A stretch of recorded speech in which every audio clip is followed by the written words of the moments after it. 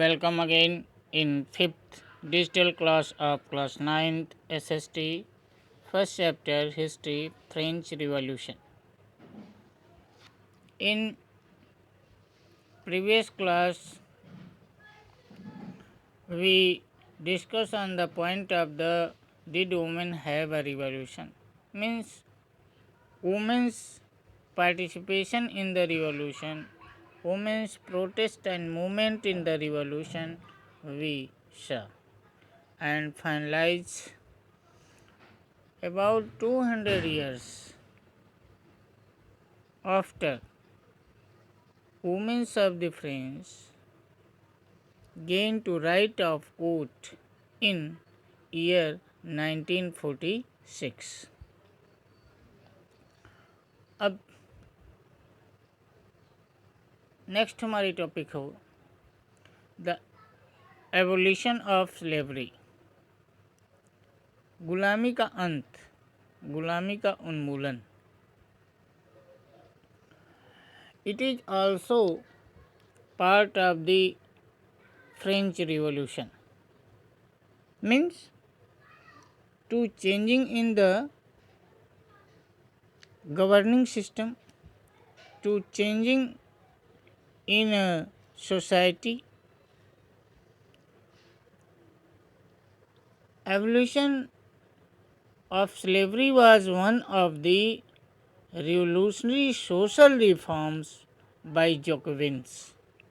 जब Jacobin club formed हुआ था उसी दौरान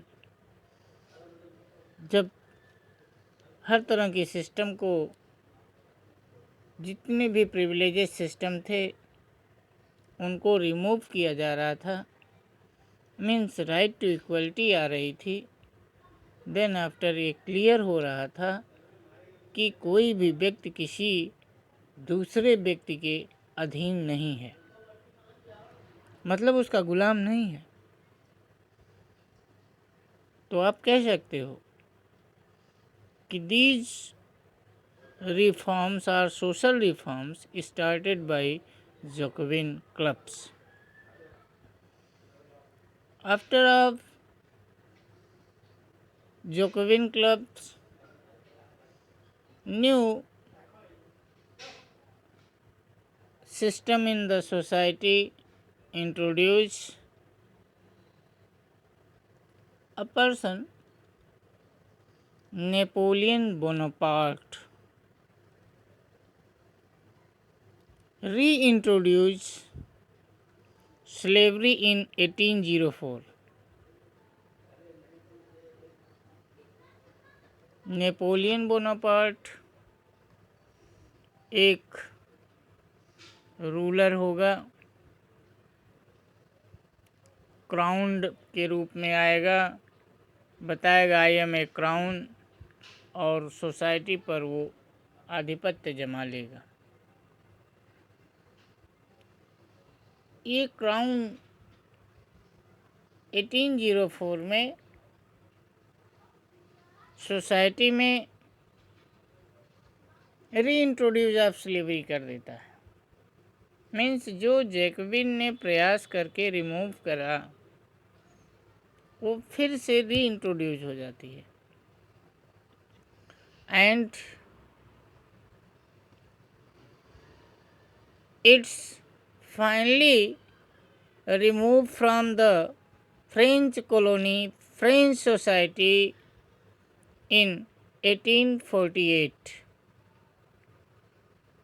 नियर अबाउट 44 ईयर्स ये प्रॉपर फिर से रन करना शुरू कर देती है. एंड कब, व्हेन रिवॉल्यूशन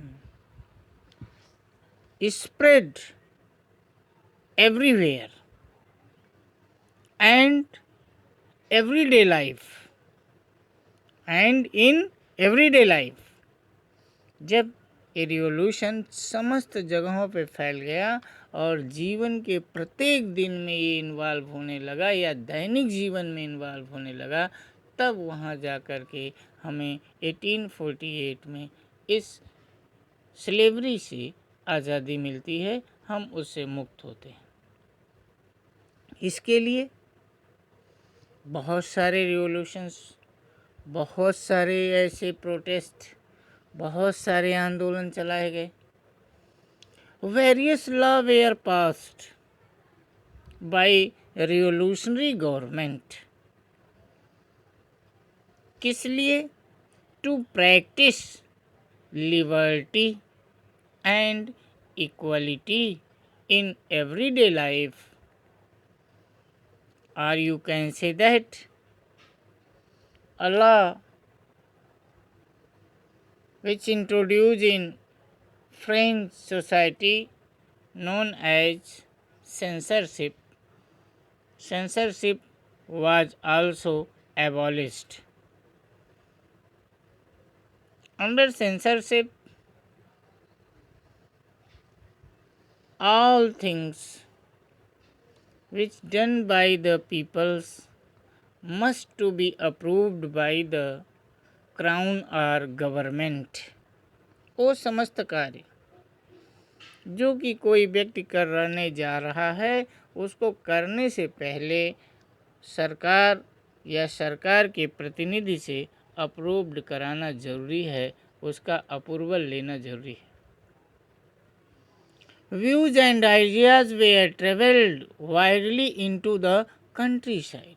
ऐसी विचारधारा पूरे कंट्री में धीरे धीरे क्या हो जाती है, फैल जाती है। And it's also assist by different plays, भिन्न प्रकार के नाटक, songs, festival procession that contain ideas like liberty, justice and philosophy widely attract to educated peoples।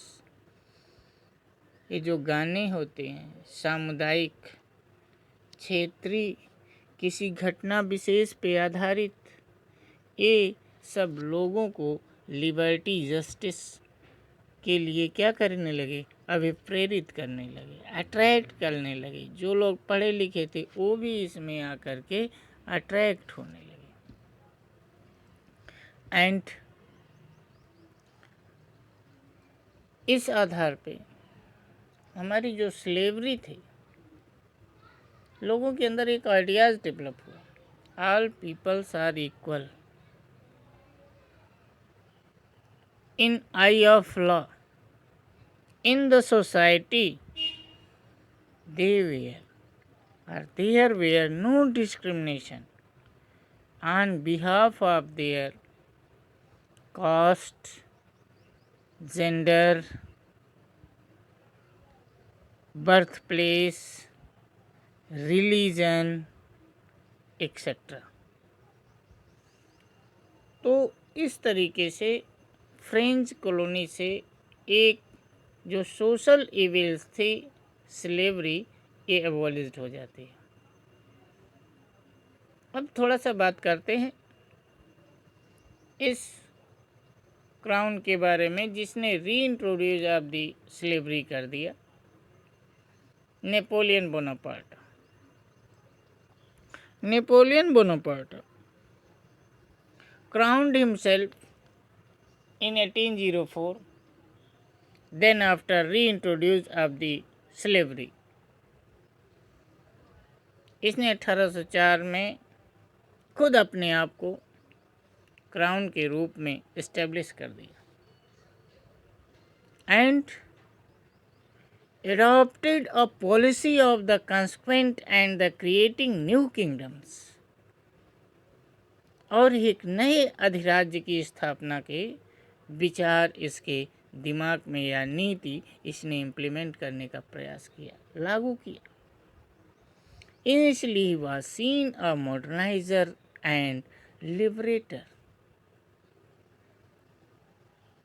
वो एक आधुनिकवाद में आ गया, एक उदारवाद के रूप में आ रहा, and introduced laws like protection of the private property. ये आपकी खुद की संपत्ति है, निजी संपत्ति, इसके प्रोटेक्शन के लिए उसने लॉ लिया। Uniform system of the weight and measures, जो आपका मापने का, तौलने का एक मानक स्टैंडर्ड कि ये इतनी वजन चीज 1 किलोग्राम होगी, इतनी जो चीज होगी ये 1 लीटर होगी, means unification in the weight and measure system enacted by the Crown Napoleon Bonaparte. कहीं न कहीं न्यू मॉडर्न सिस्टम एडॉप्ट करता है एंड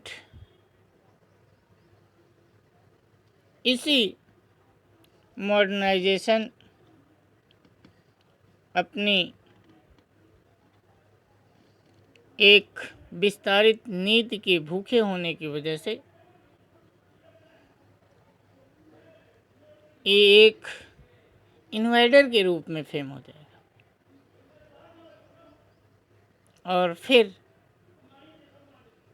एक वार में, एक बैटल में ये पराजित हो जाएगा एक बाहरी आक्रांता से। Later came to viewed as invader.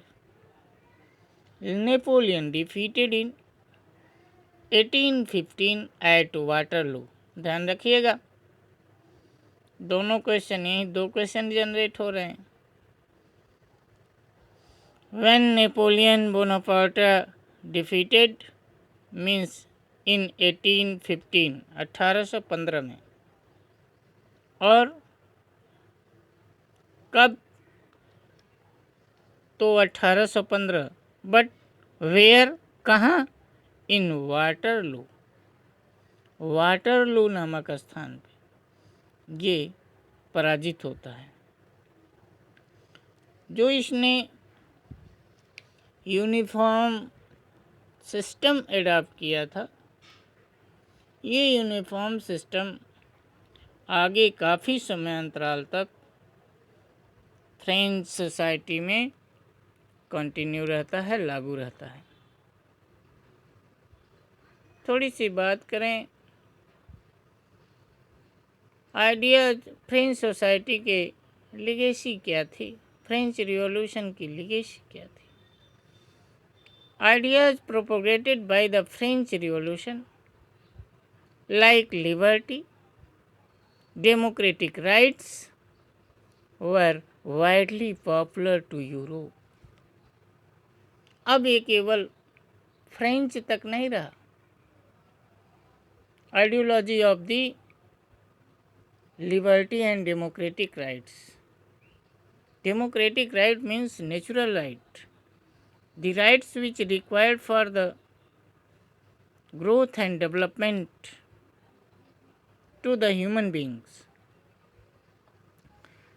इसकी जो मांग थी, इसकी जो डिमांड थी, इसका जो पॉपुलेशन था, वो बहुत पॉपुलर हुआ, चारों तरफ फैला and all colonies got influenced by the ideas of freedom. जब लिबर्टी और डेमोक्रेटिक राइट्स की बात होगी, इसका मतलब कि कोई व्यक्ति किसी के दबाव में नहीं रहेगा, कोई व्यक्ति किसी का स्लेव्स बन के नहीं रहेगा, गुलाम नहीं रहेगा। सो colonies got influenced by the ideas of freedom। जितनी कॉलोनियल रूल्स थी, जितनी कॉलोनीज थी, वो धीरे धीरे आज़ादी की ओर आगे बढ़ना शुरू हो जाती and work to get out of foreign captivity. और फिर विदेशी शक्तियों, विदेशी वाहियात के परे जाने लगी, उससे दूर हटने लगी। अर्थात ये जो कॉलोनियल रूल था, धीरे धीरे कॉलोनियल रूल्स सभी जगहों से क्या हो रहा है, ख़त्म हो रहा है, क्योंकि उन कंट्री के लोग भी अब फंडामेंटल राइट्स या डेमोक्रेटिक राइट्स, लिबर्टी, फ्रीडम की उनको भी चाह, डिमांड होने लगी, वो भी उसके फेवर में रहते थे, जिससे धीरे धीरे ये जो कॉलोनियल रूल था ये चारों तरफ से अब सिमट रहा है। भारत भी एक कॉलोनियल स्टेट था, तो निसंदेह इस जो फ्रेंच रिवॉल्यूशन का इफेक्ट है वो ज़रूर कुछ न कुछ रूप में भारत में भी दिखा।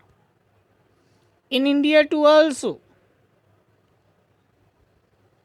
influence to the ideas spread by French Revolution become a benchmark to attain freedom from British rule. The British ruled on India. The French Revolution also influenced to the Indian national movement, or removing to the colonial government from the India। Bharat से औपनिवेशिक राज्य, औपनिवेशिक शासन की समाप्ति में ये निश्चित रूप से कुछ न कुछ अपनी भूमिका अदा करता है, उत्प्रेरित करता है। क्या? French revolution. तो French revolution is not only centred in a French, but they are spread in European country and others country also. दो तीन बातें आप जान लें, दो तीन बुक्स हैं जो आपसे घूम फिर के ज़रूर एक एक नंबर में पूछी जाती हैं, जैसे two treatises of government, two treatises of government, सरकार की दो संधियां, समझौते, रिटन बाय जॉन लॉक। ये तीन बुक हैं और ये तीन जो हैं फिलोसफर हैं, दार्शनिक हैं। इन्होंने उस कंटेम्प्रेरी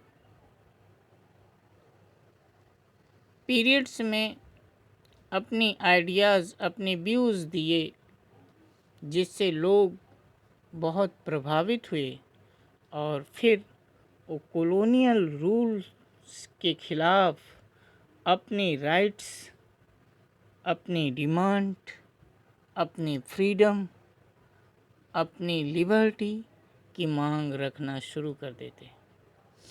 तो पहली two treatises of government written by John Locke, second the spirit of law, the spirit of laws written by Montesquieu,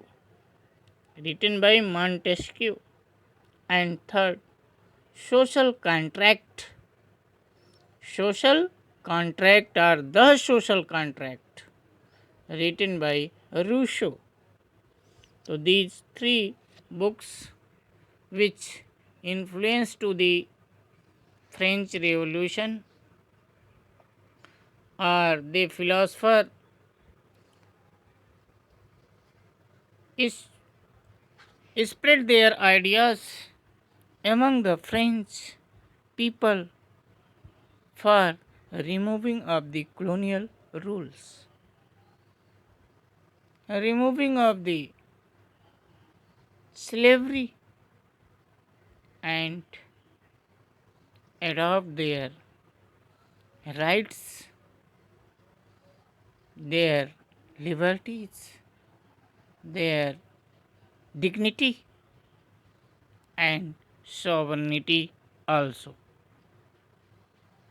okay, thank you. और इसी के साथ हमारा first chapter of the history French revolution finish होता है। Next जो इसमें आपको एक्सरसाइज डेली प्रोवाइड कराई जा रही, इन एक्सरसाइज को आप कंटेम्प्ट करिएगा, लिखिएगा और इसको अपने हमेशा के लिए बचा के रखें, क्योंकि ये कॉन्सेप्ट बेस्ड क्वेश्चन हो रहे हैं, फैक्ट बेस्ड क्वेश्चन हो रहे हैं, ये आपसे बार बार पूछे जाएंगे। Okay, thank you.